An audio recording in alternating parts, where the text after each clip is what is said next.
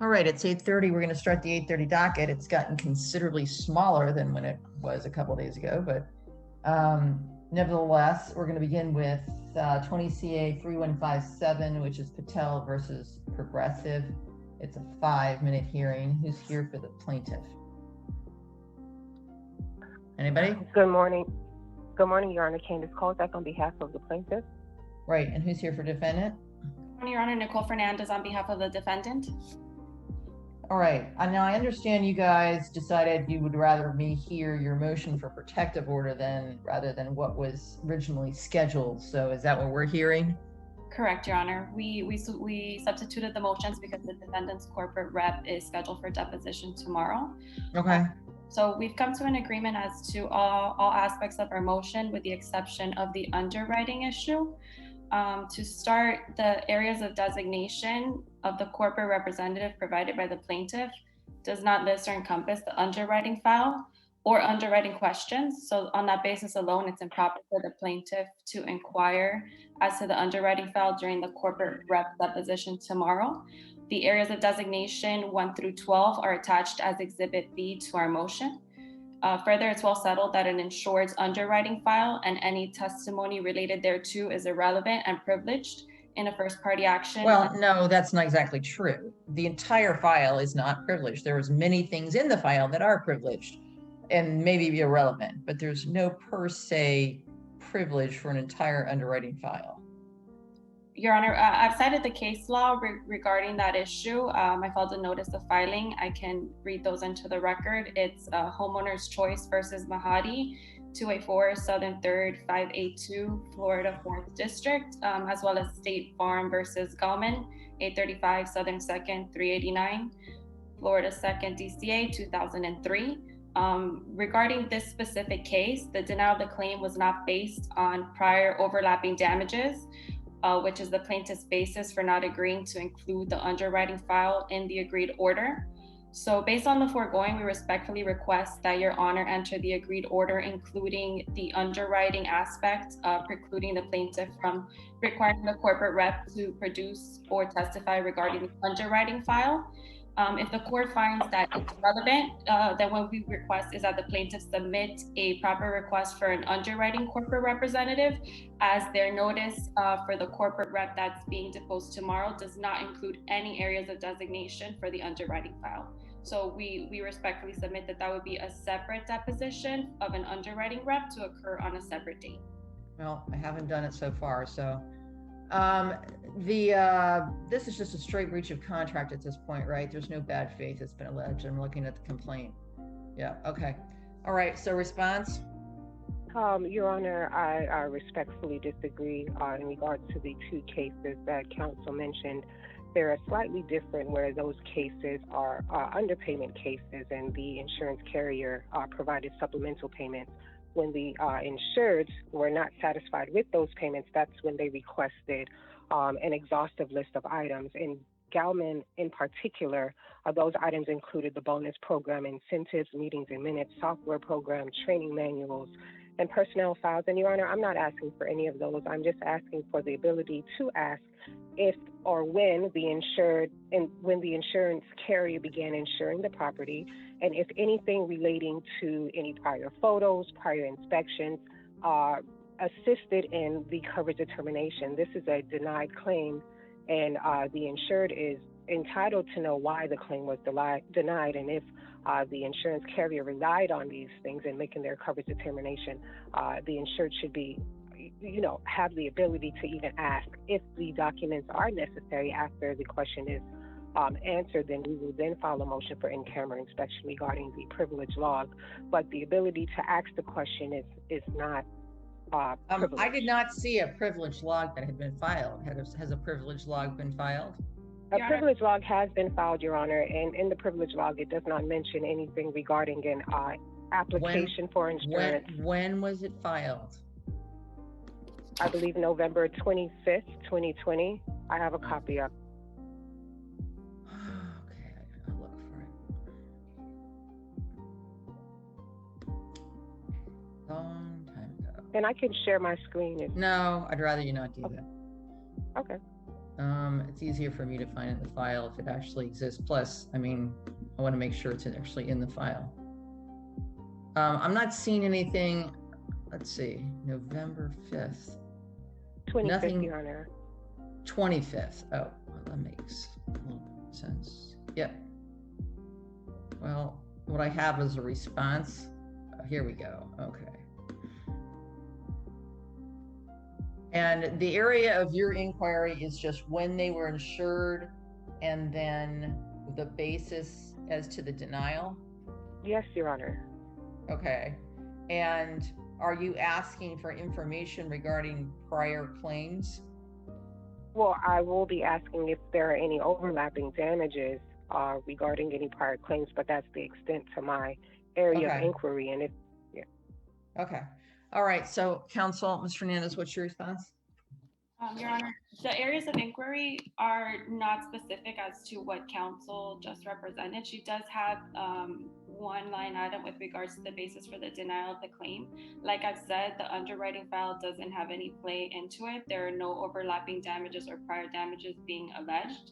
Oh, with regards to the inception date, we have no issue with the corporate rep testifying as to that limited basis tomorrow, but anything further is going to require an underwriting corporate rep. Well, I suggest you start prepping your witness then, because I am going to allow them to inquire, since this was a complete denial. I'm going to allow them to inquire as to when the insurance policy went into effect and why the claim was denied. They're entitled to know that. I am not going to require them to produce their entire underwriting file. If you decide that, however, the corporate rep is required to bring the file with him or her so that he or she can refer to it during the deposition. And in that way, if there are items that somebody thinks need to be produced at a later time, you can make those specific requests. But that's going to be the limitation of what can be inquired into, is when the policy went into effect, the basis of the complete denial, and if there's something that has to be followed up in terms of that basis. So if they say, for example, we already covered it on a prior claim, then they get to ask about that claim. And they get to ask what sort of documents might pertain to that claim. And then they can address that with another subpoena or with another request to produce. Okay, and Your Honor. Yeah, go ahead, Ms. Fernandez, and then I'll go back. Okay, just to clarify, the fact that they bring the underwriting file to the deposition is not a waiver of any privilege. I understand that. But you know, what's gonna happen, I have to tell you, I have 500 of these cases. This is pretty much exactly how I rule in every one of them. All right. So this is a little bit different, but not by much. And if you don't require them to bring the file, then what you end up having is a very short deposition, because most of us don't have photographic memories. So that needs to come with, but it's not a waiver. I understand. All right, Ms. Kalzak. Your Honor, if I may, we filed the notice of taking deposition on February 24th. The second to last paragraph before the certificate of service says, if it is necessary to produce more than one corporate representative, please designate all persons with the necessary knowledge. And so I'm asking if there is another corporate representative that has more knowledge to the areas of inquiry, to have counsel or carrier provide that individual within the near future. Okay, I'll give them 10 days to name that person if it's necessary to testify about the areas of inquiry that I've designated. Thank you, Your Honor. All right, so whose motion was this? This was Ms. Fernandez, correct? Correct. Okay, so I'm gonna have you draft the order, circulate it to opposing counsel, and forward it to my office email address in Word format, please. Thank you. All right, thank you, counsel. All right, Petrowell, you don't have to wait 45 minutes for me to call your case. This is 18 CA 2531. Who's here for the plaintiff? Good morning, Your Honor. This is Rob Catalano for the plaintiff, and Richard Salazar is also on the line. Mr. Salazar, I see you. Both with the plaintiff? Yes. I thought Mr. Okay, really? Oh, okay. So we don't have a defendant. I mean, They should be on the line. Actually, I don't see them on the line, but they yeah, I don't either. Yeah, we served notice on February 24th, and I have an email from Mr. Carmen on February 19th confirming that this date worked. And did you do a notice? Let me just Yeah, see. we served the notice on the 24th of February. Why don't we take a couple-minute break? He probably didn't expect us to be moving to your case so quickly, because Okay. oftentimes you guys are at the end of my 8:30 docket. Okay. Let's take a break, and why don't you text him? Sure. You're the one that had to get up early, so he should be up. I'll So send I'll him an just, email right now. I'm gonna mute myself, and then when I see, I'll just wait 5 minutes and see if we can't get him on the line. Okay. Thank you. Thank you.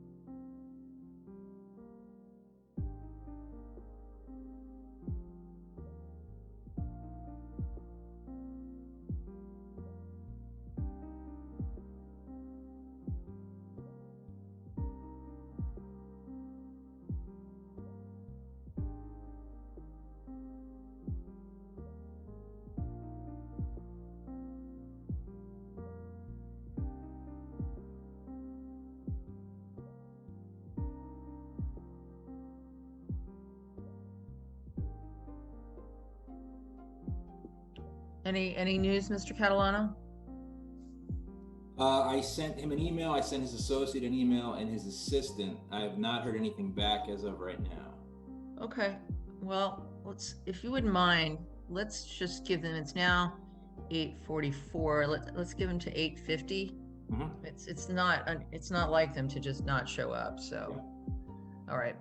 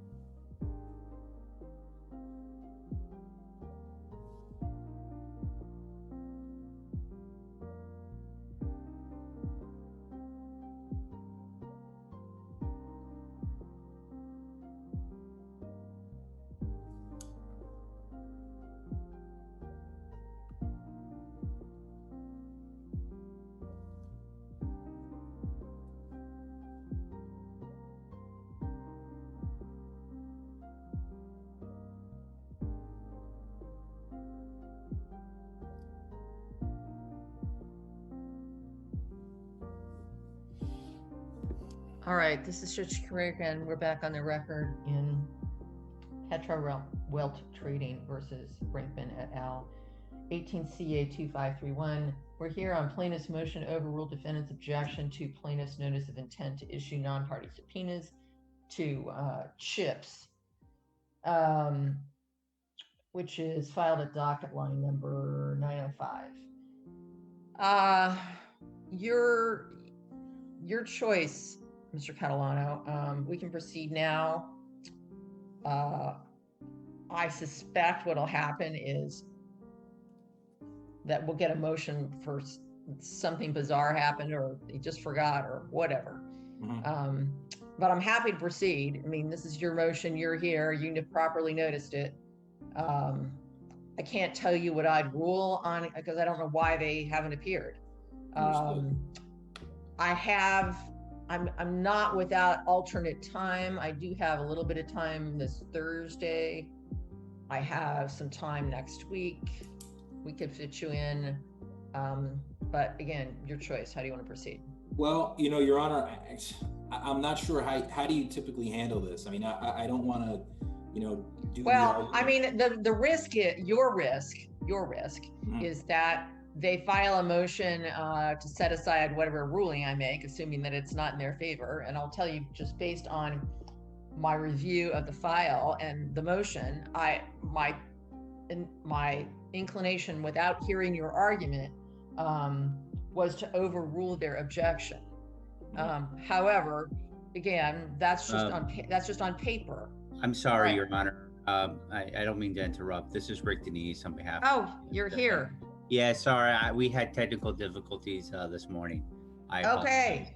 Well, good. Now I can hear everybody's argument. We were trying to debate what to do here without you, and now we don't have to worry about it. So, okay. So, Mr. Denise, you're here representing all defendants, or which defendant? Yes, both defendants, Your Honor. All right. So this is your objection to their notice of intent to issue non-party subpoenas, which I have reviewed. And as I was just beginning to tell Mr. Catalano, on paper, it appeared that the appropriate ruling was to overrule your objection, but perhaps there's something that I have overlooked. So if you would like to explain your objection and argue your case, that'd be great.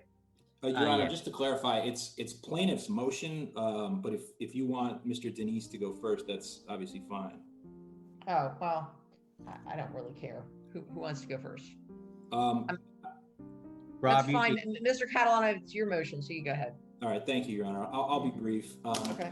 These are issues that have been raised with the court before. This is a subpoena to CHIPS, as Your Honor noted, which is a clearinghouse for international and domestic wire transfers. We've subpoenaed this entity before. That's actually why we're here. The court previously permitted us to go forward with the subpoena to CHIPS, 2 subpoenas actually. We had to break the information up a bit. Seeking documents related to wire transfers involving specifically enumerated bank accounts related to the procurement scheme. These are not, just to clarify, these are not bank statements we're looking for. We're not getting anyone's bank statements. The prior production from CHIPS is basically a massive Excel spreadsheet that is kind of difficult to decipher, but it contains information identifying, wire transfers between account X to account Y, and you can figure out who the account holder is, et cetera. The court entered an order in February of 2020, allowing us to subpoena CHIPS, and then the parties essentially stipulated to allow a second subpoena to CHIPS. Defendants withdrew their objections. We served those subpoenas in February and June 2020. We got documents back in May and November of 2020. Reviewed the spreadsheet, and there seemed to be some gaps. And CHIPS basically said, well, listen, this is an automated procedure. So if you want to do this again, you just got to serve us another subpoena. So we did. Defendants' objections are really the same as they were last time. This is a fishing expedition. This is invasive of the confidentiality of the third parties, and the account holders aren't specifically enumerated in the subpoena. With respect to the fishing expedition, I mean, these are accounts that have already been deemed relevant by the court. Confidentiality, these are third parties. They can't assert any sort of confidentiality on behalf of the third party. Plus, if this financial information is relevant, that overcomes the presumption of confidentiality. Plus, as I said, these are not bank statements we're trying to get. These are just this third party processor's records of wire transfers. The predominant objection by defendants this go round seems to be that the subpoena itself identifies specific account numbers and not the account holders. What I would say in that instance, and to respond to that objection, is that the majority of these accounts referenced in the subpoena are the exact same accounts that were identified by number in the international discovery we asked to take pursuant to the Hague. As the court might remember, we served essentially subpoenas on 5 foreign banks seeking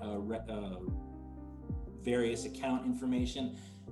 Those accounts are in this subpoena. Just by way of example, if you look at number 5, if you look at numbers 56, 57, and 58 on our subpoena, those are 3 Bethman bank accounts ending in 0635, 0973, and 0633. If you go back and look at the discovery we served on the foreign banks, it's the exact same bank accounts.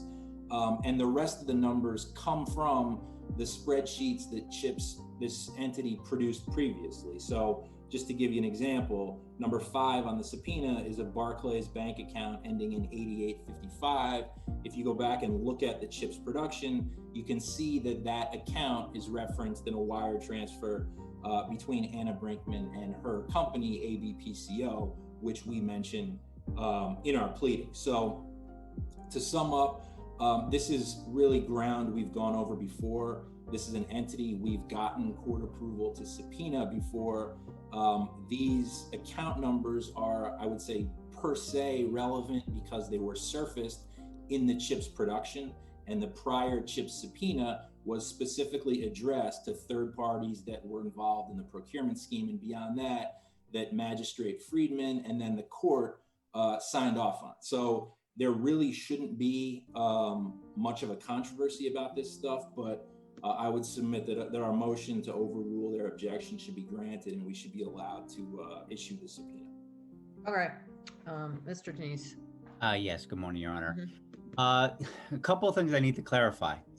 When Judge Friedman ordered CHIPS, it was there were several accounts, but there was nowhere near the breadth that we're seeing today. Today, we have a CHIPS request for almost 200 bank accounts.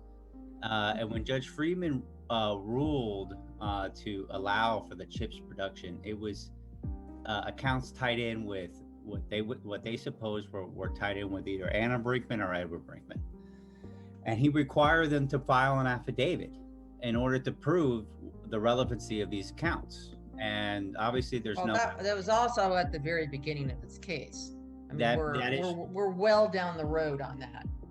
Yes, I would agree with that, Your Honor. But the other thing too is that there was a representation made by counsel that these almost 200 accounts have already been dealt with, and that just really isn't accurate. I'm looking at several dozens of these 200 accounts that I've never even seen before. I mean, I'm just looking at, for instance, on the subpoena itself, request numbers 148 through 168 is for accounts that have never come to bearing in this case. There's accounts for 148 for Asicruscalas Banca /ABLV Bank.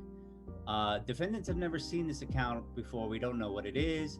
That's 148 through 159, 160 Trasta Banca LV, 161 Trasta Banca LV 09, 162, same thing, 163 Barex Banca, 164 Yukio Banca, 165 Saracen and Company Limited, 166 same bank, 167, 68 Scotiabank, and I could go through these at length.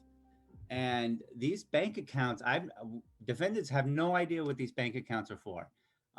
They're just, there's been no predicate laid as to what these banks are.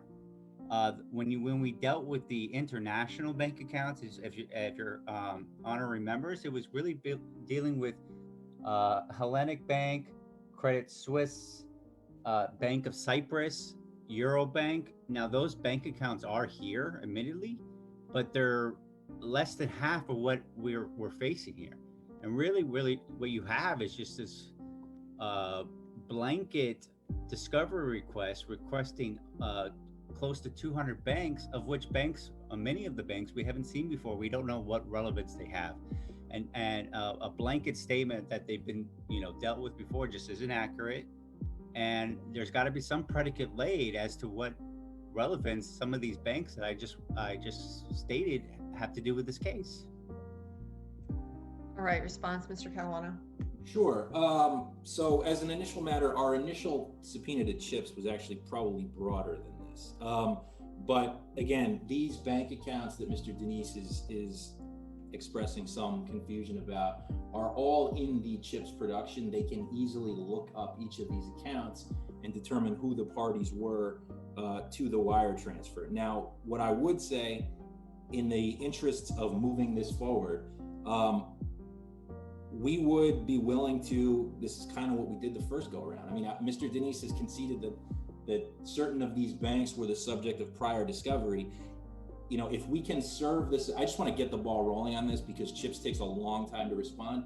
If we can serve the subpoena with the financial institutions that were the subject of our Hague discovery, which is a significant portion of these that the court has already ruled on, and then deal with these new ones separately, I'd be certainly willing to do that.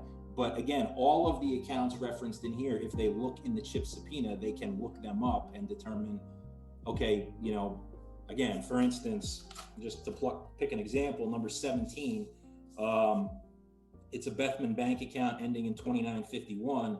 If you go to look at the CHIPS prior production, you look up that account, you see it's a wire transfer by Walter Huft, who is a former member of the supervisory board who defendants have called a key witness in their motion papers. So I'm not trying to hide the ball in any of this stuff. This is all information that defendants can obtain if they want to. But in the interest of moving this forward, I mean, if we want to split this in half and pursue discovery against the financial institutions that have already been the subject of motion practice with the court and were the subject of our Hague requests, and Mr. Denise and Mr. Carmen are certainly familiar with, we're happy to do that, and then we'll pursue the other half with a second subpoena.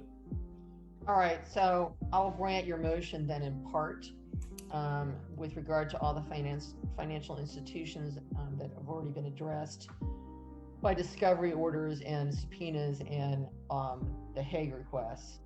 I mean, quite honestly, it sounds, even though this is, I don't think, an evidentiary hearing, it sounds as though you're going to be able to prove that all of your requests are somewhere in the other discovery and that are relevant. But either you're going to need to file an affidavit, or we're going to have some sort of an evidentiary proceeding, which might include an affidavit, on the other ones, okay? Okay. Or you guys can work it out amongst yourselves, and you can show Mr. Denise, look, this is where all this stuff is. You probably can figure it out yourselves, but I'm here if you need me. So I'll need an order from you, Mr. Catalano. Again, after you circulated it, forwarded to my office email address in Word format. I will do so. All right. Thank you, gentlemen. Thank you. Have a good day. I apologize for being late. I understand. All right, thank you. Kathy, we have a 10 o'clock. Correct.